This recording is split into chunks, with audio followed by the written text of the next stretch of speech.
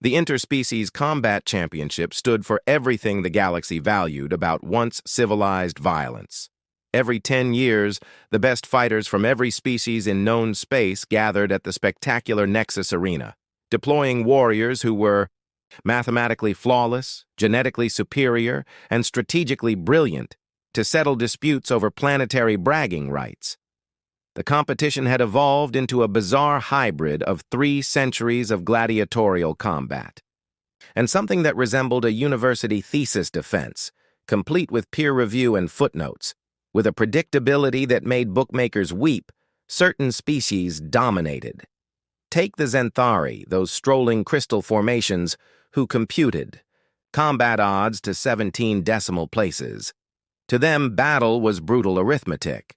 Their fighters trained for decades, refining algorithmic techniques. Their crystalline brains could calculate trajectories faster than most species could blink. They fought with icy precision, like living algorithms. If algorithms could break bones and look smug doing it, then came the Vexi, 6-armed humanoids, with reflexes bordering on supernatural. They approached combat like a caffeinated hummingbird performing ballet. Their training, speed drills that would bring monks to tears, meditation so intense it required machinery just to monitor. A single Vexi warrior could aim, fire, and draw 6 different weapons before most species had even processed the word duck. If a weapon moved slower than light, it was considered quaint. Next were the Morthk, the living mountains. They treated tanks like fragile toys. With bones denser than planetary cores and skin that deflected energy weapons, they called mild. Exercise, standing in the orbital path of asteroids and bench pressing them. Their war cries often came with complaints about soft mass. These walking geological events entered battle with the subtlety of a dying star. Each species had their own sacred training methods, near religious in nature, and roughly the same destructive potential. Xanthari elites underwent neural augmentation, turning their brains into biological supercomputers. Vexi trained in zero gravity, dodging laser grids at impossible frequencies. Morticants. They trained by surviving what most species considered extinction-level events. The galaxy had grown used to this triad of devastation. Betting pools were set years in advance. Entire civilizations based military strategy and diplomacy on tournament outcomes. Everything was predictable, organized, dull. That is, until the humans arrived. They were the latest species to discover interstellar travel and were promptly invited to the championship. Most species viewed this as a charming gesture, like handing a child a calculus test. Endearing, but ultimately irrelevant. Humans didn't have Vexi speed, Xanthari computation, or Morthk armor. What they did have was a baffling tendency to act without sense or warning, and sometimes succeed anyway. Enter Ava Chen, Earth's representative. She arrived at the Nexus Arena with a quiet demeanor that immediately drew attention. Observers dismissed her as a statistical anomaly, just a human woman. No visible genetic enhancements, no cybernetics, no planet-killing weapons. Commentators had already drafted her heartfelt eulogies. The Xanthari calculated her survival chances at 0.001%, a number so low it had to be expressed in scientific notation.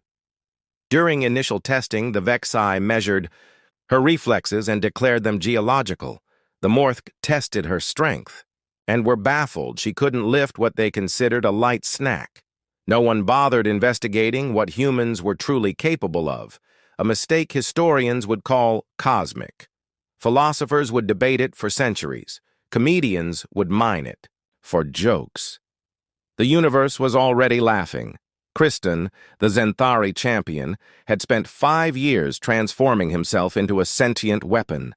With a doctorate in mathematics and quantum processors embedded in his crystalline frame, he made supercomputers feel insecure. He'd simulated over 47,000 battle scenarios, down to microseconds, factoring in gravitational shifts, air pressure, and psychological traits of every opponent. His combat programming read like a doctoral thesis, every strike optimized, every action efficient, every prediction accurate to the opponent's breathing pattern. To him, victory wasn't a possibility. It was a mathematical certainty. Nara of the Vexai? She trained in centrifuge chambers that could melt most organics. Her 6 arms, conditioned in diamond-crushing gravity fields, were each capable of wielding separate weapons simultaneously. Her reflexes? Fast enough to catch photons. Literally. She could switch combat styles mid-strike and wrote poetry about the glory of precision violence. Then there was Gorthul of the Morthk. He trained by lifting moons, swimming through asteroid belts, and standing in stellar bombardments. His body absorbed solar flares like vitamin D. His breath changed weather systems. He'd survived gravitational centers of star systems. Getting struck by lightning only made him stronger. He could regenerate from almost anything and outlast enemies by decades. Meanwhile, Ava Chen had reportedly gone to what humans called a gym. She hit sandbags, did yoga, and used consumer-grade equipment. Her coaches? Not military tacticians, just personal trainers. The Nexus Arena, with force fields that could contain supernovae, prepared to witness her swift demise. Odds of her survival? 1 in 847 trillion. Some casinos stopped taking bets, instead labeling them charitable donations to the Institute for Mathematical Impossibility. Vendors sold souvenirs commemorating the shortest match in championship history. And while Kristen made his final quantum calculations, optimized strike patterns, ready, Ava Chen stepped onto the arena floor, smiling,